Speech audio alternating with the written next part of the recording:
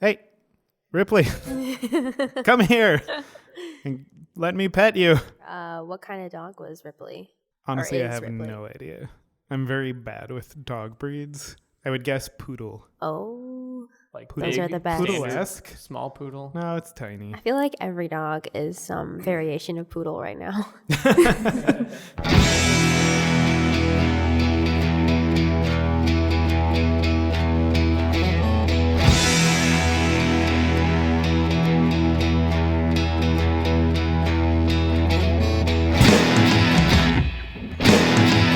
Hey everybody, welcome to another episode of Repeater. My name is Evan. I'm Pat. And with us today, joining us in the studio is Bailey Swilley. Hello, Bailey. How are you? Hey guys, Hello.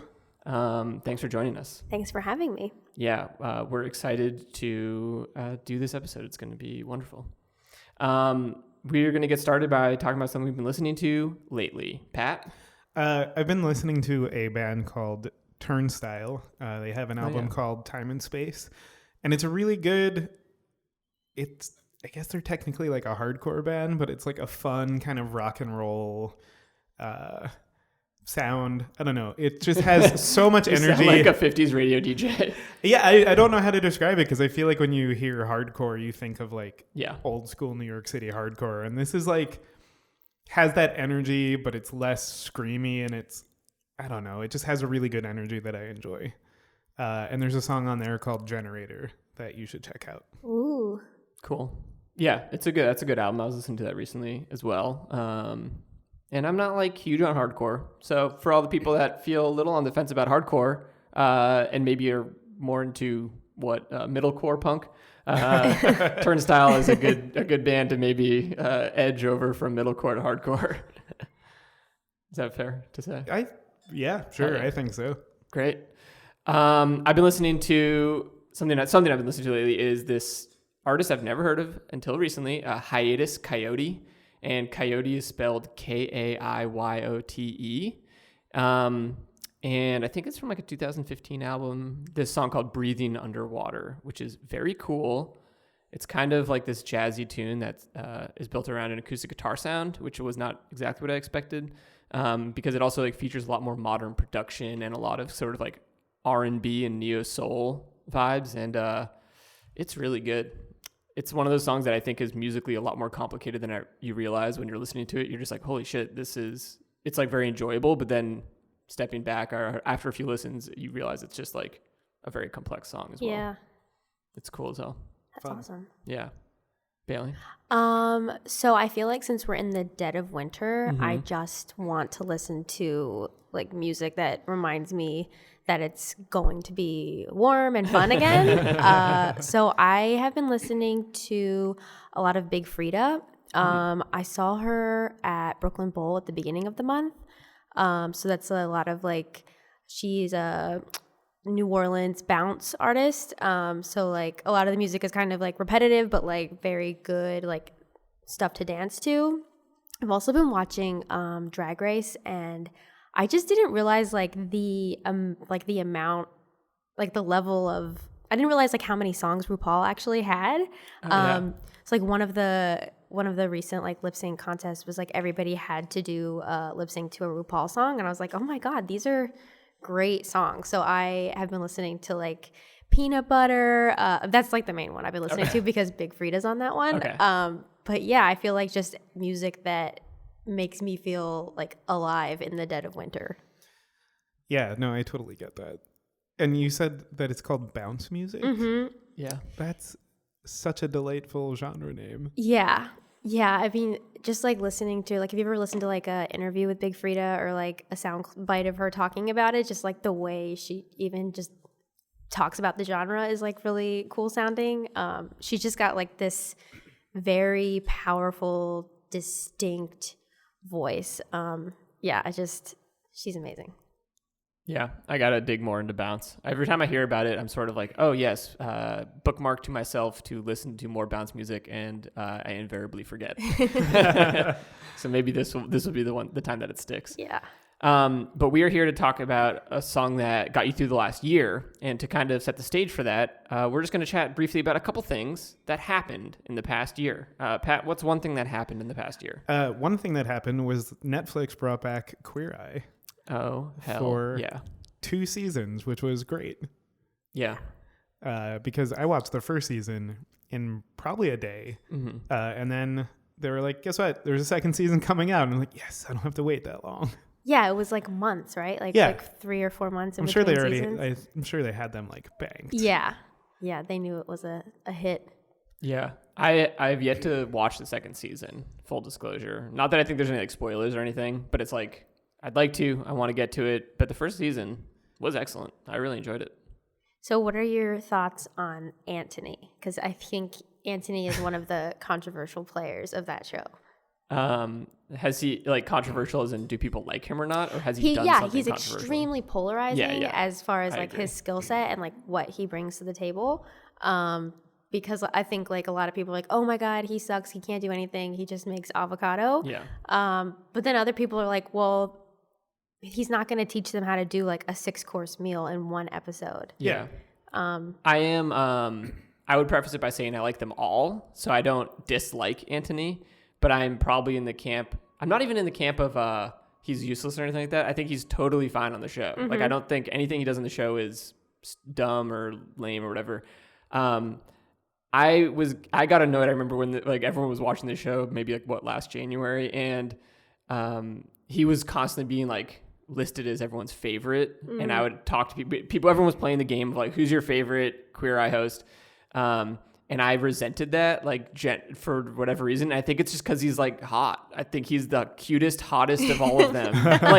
like to most people. I mean, that's all I can say. Like, I think Karamo is the most attractive of all of them, but that's like my opinion, you know? Yeah. And I like him the most. So this is coming from my my pro Karamo campaign that I'm running. But I do think I was like, I kept feeling like, he hasn't done anything that great in the show. You just like him because if you look at his Instagram, he's just like the cutest, hottest of the hosts. Yeah, I mean, people are thirsty for sure. So that was like that's my main hang up is I think the degree to which the people who love him is inflated a little bit. Yeah, I mean, I don't have any issue with him, but I think the backlash sort of comes from his hotness too. Yeah. Like I think if people didn't think he was the hottest, I think people would be like, oh, he's a great guy who can do great things with avocados. But I think sometimes when someone's super good looking, you have to find something wrong with them. Yeah, I think that's true. Yeah, and like you were saying, they can only do so much in an hour. And if they I don't know, if it was a mini series of transforming one person over 6 episodes, then yeah, you'd get way more Anthony content where you'd be like, oh yeah, no, he's a good cook. Yeah, well, except Bobby, who fixes your whole house. That's and the thing. Changes everything. Yeah. So it's and I get that there's a team. It's it's not one guy's doing that, but wait, I don't know. Yeah, I mean, Bobby totally has a seems staff like a lot. and a crew that helps him. But yeah, I mean, I'm well, when you're thinking about the workload of everyone on the team, obviously he's doing the heavy lifting. I would say. Yeah. But the skills that Anthony is trying to impart are definitely more day to day and useful, probably. For sure. Than what Bobby's throwing. It's he's not teaching you how to be an interior decorator, No, he's giving you a free extreme home makeover. Yeah. Pretty much. Do you have a favorite? I really like Jonathan. I know that Jonathan is sort of if you look at the past year, I would say that is the breakout star. I just sort of like his spirit, and I really enjoy how on camera he's very, or in person, I've never met him in person, but when he's in an on-camera interview, he's this positive, free spirit, but then on Twitter he goes crazy and is wild. Extremely political and calls people out, which I like and I find very interesting and refreshing about him. I don't think that he's one note. I just think he's I just really like that he's a versatile person with all kinds of opinions and interests. Yeah. Yeah, absolutely. The other side of the coin for television in 2018 was the Brett Kavanaugh hearings, which did either of you watch them as they were happening? I watched part of them and I turned it off because like mentally I couldn't handle it. Yeah. It was too much. I have a double monitor situation at work, and everyone in the office was doing work on one monitor and watching the hearings on the other side. Yeah. I mean, it was upsetting. But still somehow like entertaining in some ways. Yeah. Just like if it wasn't real life, it would be much more entertaining. Yeah, you know? I mean, if you want to, if people sometimes watch, I don't know, movies with big villains, because you feel good hating the villain, like you feel justified in your hate. It's like he was that villain, and like comically so, right? Like he just did every dumb fucking. He made himself so easy to hate. Yeah. Yeah, and if it wasn't real and if it was a script, it was a very poorly written script, because by the time he started yelling about how he liked beer, it just didn't. Oh my God. A real person said that on purpose to try to prove their point of how they're a good American, I guess. Yeah, I mean, It just hurt. I don't know. I think it goes with that whole idea of like, well, I think it falls back into that boys will be boys category, or like, I'm just like you. Like, who didn't have this experience? And that's the thing. It's like, that doesn't make it okay, even if you think like every other guy is just like you. Right. Yeah. Yeah. And on the other side of it, we got the hero, in Christine Blasey Ford. Right. And I think the degree to which she was inspiring during those hearings, it was a huge part of it as well, to not only look at this thing as like this massive negative, which I think it was, especially with the outcome and everything, but to be able to at least take something away of like, that woman is, absolutely someone to like now look up to, and that a lot of people can kind of point their compass towards, kind of. And yeah, it was incredible. Yeah, I mean, I think like when you look back on the year, the spotlight is just as much on her as it is him, and people are remembering that image of her standing up just as well as like him yelling about calendars. Yeah. Oh my God. Yeah. Just that highlights so much of like what was great about what she did and what was so fucking stupid about what he did. The calendar. Have a calendar. Great. So we've set the stage for the past year. What's the song that got you through the last year?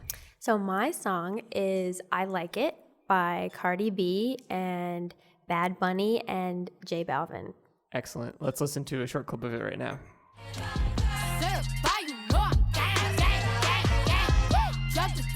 Ooh, yeah. This is fun immediately. It's what we need. I like that line. He's so handsome, what's his name? Oh, yeah. Hey, she's curious, She just wants to know. I also beat it up like pinatas. Like, okay. All right, Cardi. So that's the song. It was everywhere. And we hope everyone out there knows and loves this song.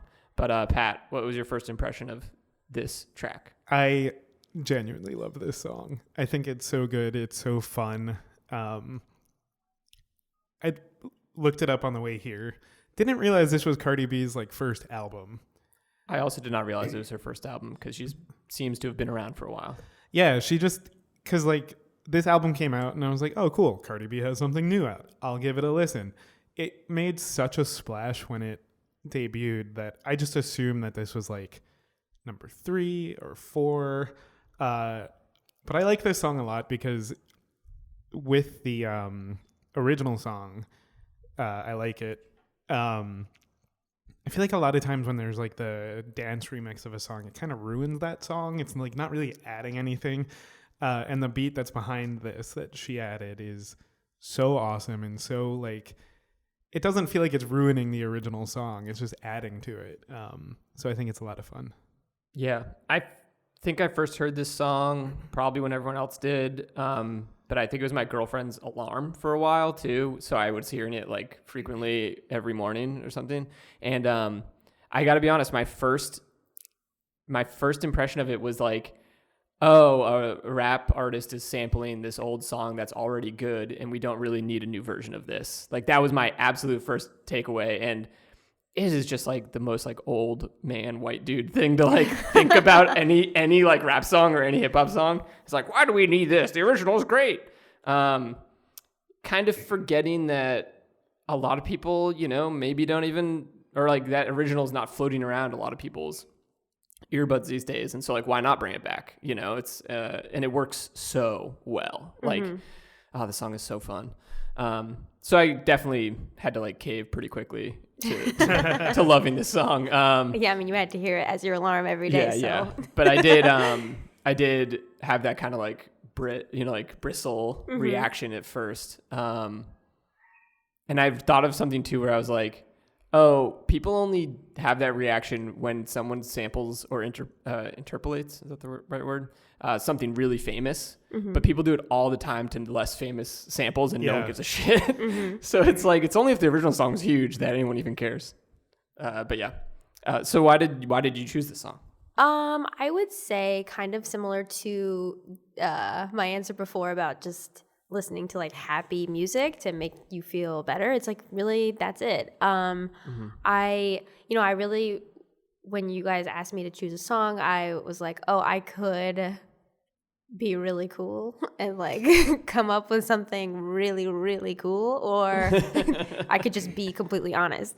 And so I was like, this was the very first song that came to mind. So usually it's like whatever comes to your mind first is like what you really want or what your true instinct is saying to choose. So this song, I actually like go running like 3 to 4 times a week, and a lot of times I just didn't want to be running, but then when that song would come on, I would just feel great and finish the run. And that really is like, as simple as that is, like, that's really my answer. Yeah.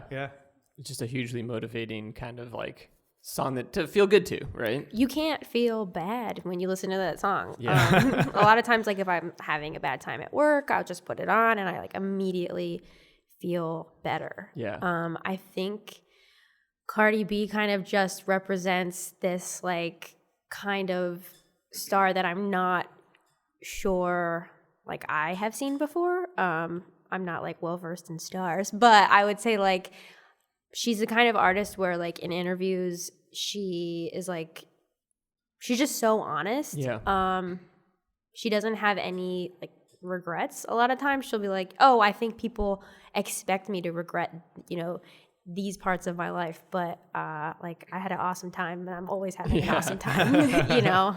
Yeah, I feel like she's been blowing up recently too, just with her social media presence. Not that she's ever been small about it, but like people have been getting kind of, I think, taken off guard by how actually well informed she is, and she kind of like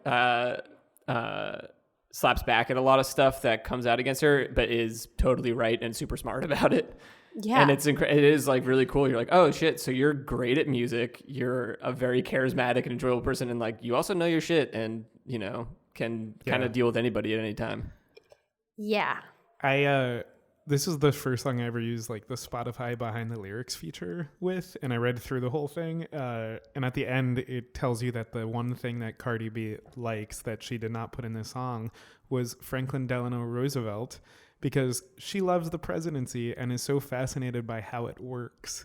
And it was, I don't know, it made me really happy about that. I also looked at that, the little genius thing, and I think the first thing she said was, this dude had polio and got us through the depression. He had a bad disease, and his number one goal was to like help America out. And she goes, and also I just love presidents. Yeah. I was like, yeah, cool. Yeah, she's the best. Yeah, she's the best. It's such a fun song, and I made a boomerang on Instagram and for an Instagram story. Okay. Of just like dancing like an idiot in a reflection and put this song as the music for it. It makes me laugh so hard because it fits so well and it's so good. This seems like one of those songs that probably fits in almost every context. Of like, if you had a video of somebody dancing a little bit like in the room, but if you just like have like 100 videos of 100 people with different music probably where they are. If you just put it behind I like it would probably all work in every single scenario. Oh, for sure. Yeah. Kind of like, what was that meme?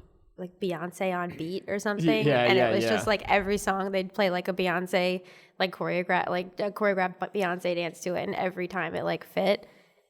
Yeah. Nice. And that was like a few years ago. Yeah. And what you're saying about kind of, you can't help but enjoy yourself listening to this song. It feels so true, like in the way that I was listening to it today and I was trying to listen to her lyrics when she's rapping and kind of being like, oh, what's Cardi saying here? And then the next verse just switches to Spanish. And I was like, oh, I am not going to figure this one out. So I just got to enjoy it. And it's so easy to do that. And to have like 2 full verses in Spanish is super cool. And it does kind of just make you, it kind of like turns off the part of your brain that's maybe like analyzing it and just lets you have a great time. Just like lets you enjoy it. Yeah. I mean, that's so funny that you say that, because I today was like, I think it's probably going to come up that a lot of it is in Spanish and I don't know what they're saying. So I like Googled like the translations. And I mean, the song in general is really just sort of like, I'm awesome. I'm making a shit ton of money. You saw me on those magazine covers and like I'm the best. Yeah.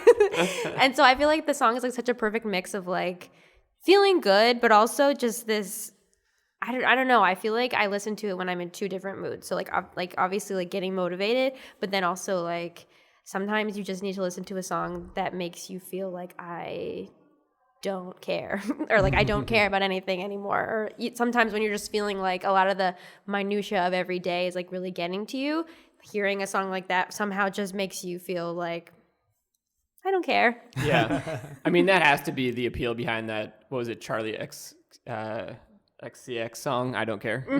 Yeah. Like it's empowering to just like scream that in a room of people. Yeah. There's just something about listening, like, and I don't know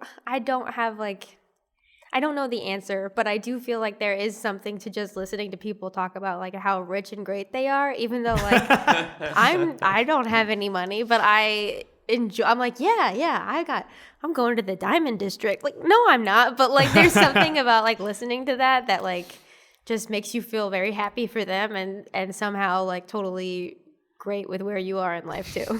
Well, this song doesn't seem to do, I think, maybe what others tend to sometimes, which is like kind of use it as a jumping off point to maybe put other people down or to like say I'm better than you. It's just like, hey, this is what I'm doing. Pretty cool for me, right? And it's done, the word I keep coming back to is fun, because it's like it's just done in such a fun way that it doesn't as much, it sounds like the good kind of bragging, you know, just like, hey, we got to celebrate the little things that we get because we don't know who knows it's going to last. Right. So, yeah. Like, let's take it. Exactly. The little things or the big things, like Lamborghinis. Yeah, but isn't that line eating halal in my Lambo or something like that? Like, yeah, that's high-low. That's classic. That's exactly what I want in life. It's like, yeah, have some, cheap ass food in a really expensive car. Yeah, I mean, it's about wanting and getting the best of the best, you know? Oh, wow. Yeah. I mean, it makes me think, too, of, like, I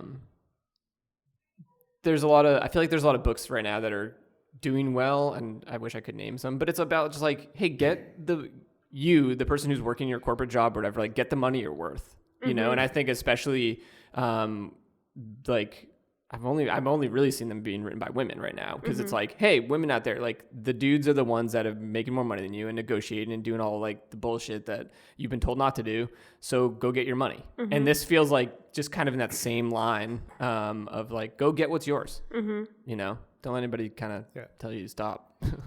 I got very excited about the halal line because it just made me want really good halal, and like it's achievable goals too. That's an achievable goal. Yeah. I mean, it's like I like these expensive shoes. I like these expensive cars, but I still also really like halal for $4 on the street. Yeah. Actually, who knows? Maybe she's eating it at like some very fancy like 5-star restaurant. I would love to go to a 5-star restaurant and demand that they go get me street halal. Everyone else can order whatever the hell they want, but I'm just like, yeah, can you go get halal, guys? Thank you. I don't want to stand in the line. There's a place in Queens called the King of Falafel that does incredible halal food, but the front of their store is just it's the facade of their food truck, and it just says #yeah baby, and I feel like this like a lot of E's and a lot of A's and a lot of H's. It's like yeah baby, and I feel like this song should just be playing in there all the time. Yeah, Yeah, it's right up their alley. totally. Yeah. What else? So aside from music, right? Like what else do you do to kind of get yourself out of that doom and gloom world, you know? Not that that's like always when you're listening to this song, but this seems to have that effect, and I wonder what else you do. Yeah. Well, so I have a dog that is like another staple in my life where it's like I can't be unhappy when I'm around this dog. What's the dog's name? Muppet. What kind of dog? Muppet's a Shih Tzu. Okay. Shout out to Muppet. What's up, Muppet? Thanks for listening. Hi, Muppet. Muppet is just like the happiest, best, nicest dog, and it's very I see Muppet first thing in the morning every day. Muppet's the first Muppet greets me as soon as I get home. So having Muppet around has really been like a big mood booster for me in the past year, and we got him in towards the end of 2017. So like Muppet was like a big mood booster in 2018. Yeah. But yeah, I mean, I would say in 2018, like I kind of leaned into the things that I liked, that I felt other people judged me for liking, and kind of like realized that a lot of people like the same things I like. Meaning, I watch like a lot of garbage television, and that's kind of I've like always watched reality TV, like. Probably my entire like adult life I've been really into reality TV, but extremely like ashamed of it, being like, oh, it's garbage TV, and then realizing like, oh, there is a whole community, and like there's all these other comedians who like the same crap I like, and there's like more to it, and we can all discuss it and then make art from it. So I would say like kind of leaning into those kind of interests without fear has been something that has kept me sort of like out of that doom and gloom feeling. And also sort of just taking a step back and thinking big picture lately has been very helpful. Sometimes it's easy to like get in the muck of things and think like, oh, I'm never getting out of this. And then sometimes it's important just to say like, what if I'm still doing this thing in a year? Am I going to regret still doing this thing in a year, or is it going to be something that moves me forward? So that's been like the other thing, is just like saying yes to the right things and then saying no to anything that like, what is this, like very Oprah sounding, but like, what's the saying, like let go of that doesn't serve you. So it's sort of like that, like, do I like this? Does it make me happy? Then why am I doing it? Yeah. So out of like the reality TV, what kind of art are you making from that? Well, I'm glad you asked. In April of last year, I started this musical review at the Duplex in the West Village, and it is a Real Housewives cabaret show, which has just been like this passion project that I have kept up with. So it's every other month. And I've met like really cool people through doing this. Like I just put a Google sheet out and was like, hey, do you like Housewives? You can play one and like sing Sondheim at the same time. Let's do it. And people like latched onto it and have been doing it. And so the same people have been doing it with me every show. And then I also like get to meet new people who are interested in it. And honestly, like I remember a friend of mine had said to me like, you sure know a lot about this garbage. So you should do something with it. And also it sort of reminded me like before, I feel like sometimes people, I feel like in comedy, especially like in sketch comedy, I feel like writers can kind of feel like they've put themselves in a box, or at least I have felt that way. 'Cause sometimes I think when you're writing for other people, you're like, oh, well, I'm writing this for them because they are great performers. And then you kind of forget, like I personally like kind of forgot that I got into comedy as a performer. So like doing this project kind of threw me back into performing again, which was really like helpful and good. Like it reminded me like, oh, you can do this. You can write for other people and you can write for yourself, but you can also like still perform. You're not a bad performer just because you happen to write, which was something that like was a headspace that I had pushed myself into. Yeah. Yeah, I mean, it's great to have that that reminder. Is Housewives the end all be all best reality show? For sure. For sure. What like there's a lot of them, right? There's so many franchises. Which is your favorite? I really like New York. I kind of started with New York, so that's kind of the OG in my life. But I dabble in all franchises. Yeah. What are like the if you had to convince somebody to get into Housewives, like what are the talking points?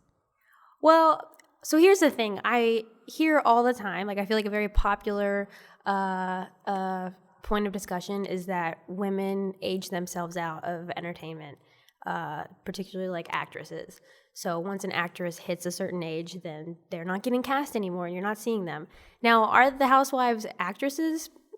Not all of them. But are they women of a certain age? Yes, they are. And I feel like the one thing that Housewives brings to the table is the idea that women are still dynamic and interesting and funny all the way up until, you know, even when they're 30 and beyond, they are still... Even when they're 30. Listen up, Hollywood. Age 30 and up, they're still hilarious. The Housewives... So that's like a big thing for me personally. It's just the fact that like a lot of these women are like 15 to 20 years older than me. And I'm like, oh, I still can like have fun with my friends and like be funny and like get drunk and be an idiot. In 20 years from now, I won't just be like a grandma. So that was like one thing that appealed to me like at a younger age when I first saw that. And then, but the flip side of that is I do think like some other people I know who watch The Housewives say that they watch The Housewives because they make them feel better about them. So they're like, these people are so rich, but they're miserable and like their lives are a mess, you know? So that's like one, then people like watching rich people. I mean, that's just like, that's what it is. But I also was thinking like my mom always watched soap operas and still does. Like she's been watching General Hospital since she was like 15. Mm-hmm. Wow. And then I was like, oh, this is my General Hospital. And that's what it is. It's just like, it's a soap opera. Like the appeal of soaps is still there. It's just in different forms. Yeah, totally. That's so interesting. I don't think I've ever had a show that like maybe has stuck with me that long, you know? Mm-hmm. It seems nice. Yeah, I mean, it's strange. I don't know that I could stick with a show for that long, but, you know, if they never cancel it, then... Yeah. you can keep watching it, right? Yeah. It's like the exact opposite of, right, like how British television is, where it's like super short seasons. They just like end the show after 1 or 2 seasons. They're like, yeah, that's good. We had 6 of them. All done. Yeah, and sometimes you don't get like a finale or anything. It's just like, oh, that show's... not coming back. Yeah. I guess like Doctor Who's the exception to that, right? Yeah.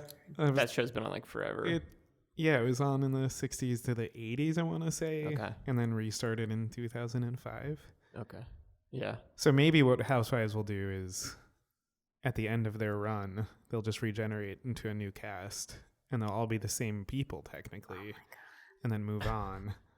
And those women will be actors. I don't even if they're playing the same characters for sure. I don't even want to think about it ending, you guys. Like, no, I'm trying to continue it. Is time travel too much for Housewives? I don't think so. I don't think so. No. I am sort of now imagining a world of like fictionalized reboots of reality TV shows that aren't parody. Like they're not making fun of it. They're just trying to do reality shows from our era in a different era, but with a cast of actors. And oh my God, that's that'll so happen. Funny. Yeah. I think that'll happen. I think so too. Let's put that out there into the universe as a hope for our children or children's children to be able to view something so beautiful as that. Yeah. Is the Vanderpump Rules, is that a reality show or is that a satire show? That is a reality show. So Vanderpump Rules is like a offshoot of the Real Housewives of Beverly Hills. So one of the Real Housewives is like a restaurateur, and in one of her restaurants she has like all these young people working for her and like being a mess. And so somebody said, hey, you have like these young, hot, terrible people working for you. Let's do like a whole reality show of that. And it's like wildly popular. People love Vanderpump more than they love the Housewives. Yeah. Past guest that we've had on the show and comedy genius Lauren Ashley Smith says it's the best one. It's the best, or like the current best reality show. Yeah. I don't know if it's her all time, but when we had her on, she was really like going hard for it. Yeah, people really love it. The thing about them is like they're just a little too young for me. Mm-hmm. I really do like watching like people older than me being crazy. Yeah, because with these are kids, and like you're just like, come on, guys, you should like some of them. Because I think at this point the show's been on since 2013, maybe. Okay, and it's still kind of like the same. I think it's like a lot of the same employees still. Whoa. Yeah. Huh. Yeah. Well, I guess if your job has a reality show tied to it, maybe that's you don't want to go anywhere. One reason to stick around. Right. You don't want to go anywhere. Yeah. Cool. Well, can we kind of wrap up the 2018 discussion with a couple things? Which the first would be, what was a tougher thing for you in 2018? A bit of a setback, maybe. Yeah, I feel like in 2018, and even like I would say now, still I'm having like some growing pains. I think there are like certain elements of my life where I kind of like am ready to graduate, but I don't know how or what that means, and kind of looking to the next step. So that's been something that I feel like in the second half of 2018 was like, yeah, something that I focused a lot on and haven't had a lot of success with yet. Yeah. Also, I'll say like I went on a few trips, and I do feel like some of the trips I went on, it was like hard to be totally present. So that's something I'm like working. So I went to Iceland this past year. So that's like, yeah, I'll be very specific. So we went to Iceland in October, and I think it was a good trip overall, but I just wasn't prepared for like, I wish I had planned that trip better. I wasn't prepared for just like how kind of depressing that place is. Yeah. Yeah. I went in 2016 in November, and it was dark most of the day. Mm-hmm. And either rain or fog, and then 5 minutes of sunlight. Yeah, so I totally understand. But also, I was there during the election, which was weird. Oh, no. That was like, it was really bizarre to be there to find out that Donald Trump was our new president, and then not be in the country, and then see another country care about it as much as they did. Like, it was on every TV. Oh, really? And it felt very... like the juxtaposition of that was bizarre. Are you glad that you were there for it, or do you wish you were here for it? I don't know.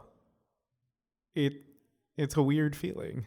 Yeah. It's just a weird feeling. I think I don't know that I would have been any happier here. So. You would not have been any happier here. I mean, I remember like in some ways I was like, so work is canceled today, right? Like the next day. Yeah. And it was just, it was so bizarre to like ride the subway to work that morning. Yeah, I had the same depressed feeling as everybody, just like 2 weeks delayed when I got back. Mm-hmm. But Iceland was great. It's a beautiful place. Like I say that it's like the Lana Del Rey of countries. Like it's beautiful and like evokes a lot of feelings, but still kind of depressing and dark. Yeah, for sure. Did you get out of Reykjavik at all, or? Yeah, so I think I would have. If I were to do it all over again, I would have done what some people I know have done, where it's like you book Airbnbs and like hostels like all over the country and just drive from place to place to place. We left Reykjavik almost every day to go drive to like some natural wonder, and then we would come back and then spend the night. But also like my boyfriend got the flu when we were there, so I think like that's part of the reason why it wasn't like as great as it could have been. But Yeah, it was just like so cold and he got the flu. Oh, and they don't have flu medicine there. Whoa. Yeah. Weird. Yeah, I tried to get cold medicine. Why? What? It's Because of the alcohol? kind of, it's like an opiate or a meth thing where It's a controlled substance, Yeah. basically. you like Yeah. need to go to a Interesting. doctor and get a Oh, prescription. Okay. Yeah. Yeah. So they have it. You just can't get it over the Right, counter. you can't buy it at like Gotcha. the drugstore. Yeah, yeah, yeah. And we weren't going to like go find a doctor just for It's one of those weird problems. I remember a bartender when I was there would she said it was like common practice, but I was very confused because every time I bought a drink, they'd run my card and give me my card back on every drink. And I was like, "Oh, you don't keep tabs?" And she was like, "No. Too many people run or just ditch on their bill and they give you like a fake card or somebody else's card."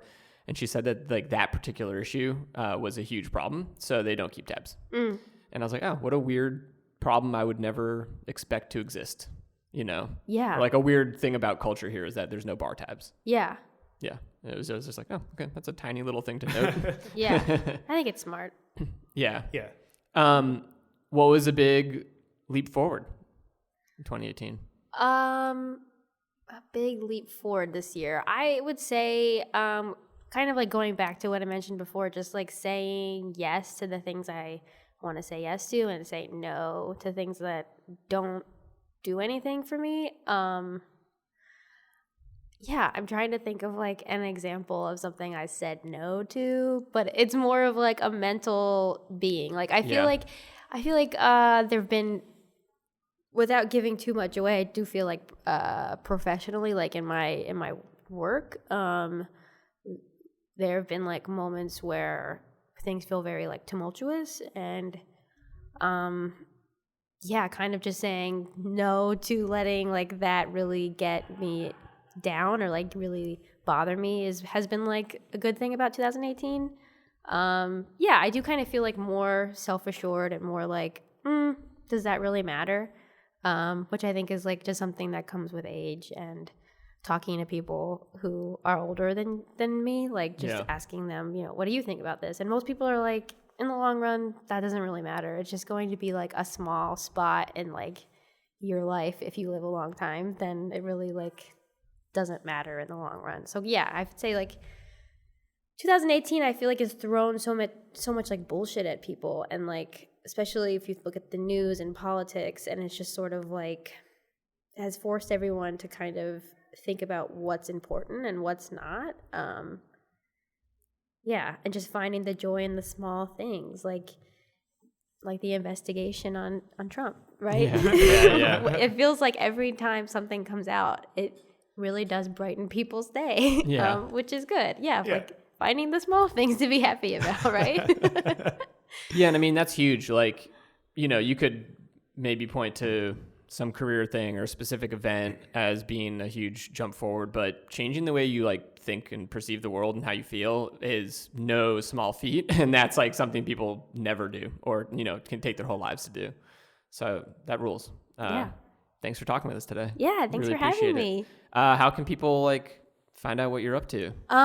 You can follow me on Twitter at Bailey Swilley and on Instagram at Hey Bailey. So it's HeyBailay. Nice. That's awesome. You can follow our show at Repeater Show on Twitter and Instagram. You can also check out repeater.show for everything. It's a website, so we put it all on there. Pat, how can people keep up to date with what's going on in your world? I have a Twitter. It's at Pat Cartelli. I'm on Instagram at Pat Cartelli. If you want to see that wonderful, it's not a vine, it's a boomerang story of me with this song. I think I saved it to my live music section of my story, so go find that because it cracks me up. I hope I didn't sell this too hard. But, I know I'm gonna watch. People are gonna have to look at it. You can find me on Twitter and Instagram at eblarden. It's like E in my last name but with an L in there for no good reason. Yeah, I know, Blarden. But that's about it. We are going to read a couple 5-star reviews right now because everyone out there, we want you to know that if you rate and review our show, if you rate it 5 stars and you leave a little review, we'll read it on the air. I don't know if it's on the air anymore, podcast. It's on the tape. Yeah, but yeah. Pat, you want to read the first one there? Sure. This one is from Bodette of Rockport 517. The subject is great show. Thank you. Thank you very much. And the comment is, the hosts are a delight. Don't fear that it's a live show. The audio quality is very high. If you like music and comedy, this show is for you. Wow. If you like music and comedy, people, this is the show. I'll read the next one. This is from Satiated Listener. Hello. The title is What the World Needs. And then the review is, this is what the world needs. So that's it. That's pretty simple. There's beauty in that repetition. Yeah. Truly gorgeous. Oh, they repeated their comment Yeah, they did. That's exactly what they did. for repeater. Oh, I get it. Yeah. Oh. Sometimes Our show. Yeah, they're miles ahead of me. But Bailey, thanks again for speaking with us. Sure. Really appreciate it. Yeah, thank you. Everyone out there, thanks for listening. And until next time, Hit repeat.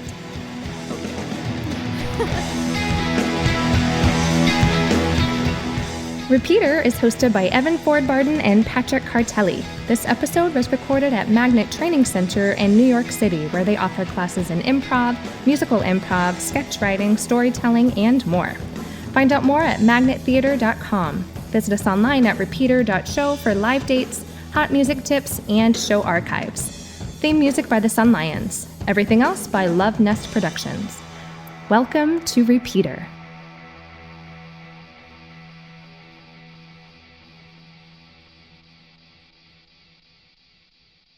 I don't think that's helpful. So I will keep talking about whatever.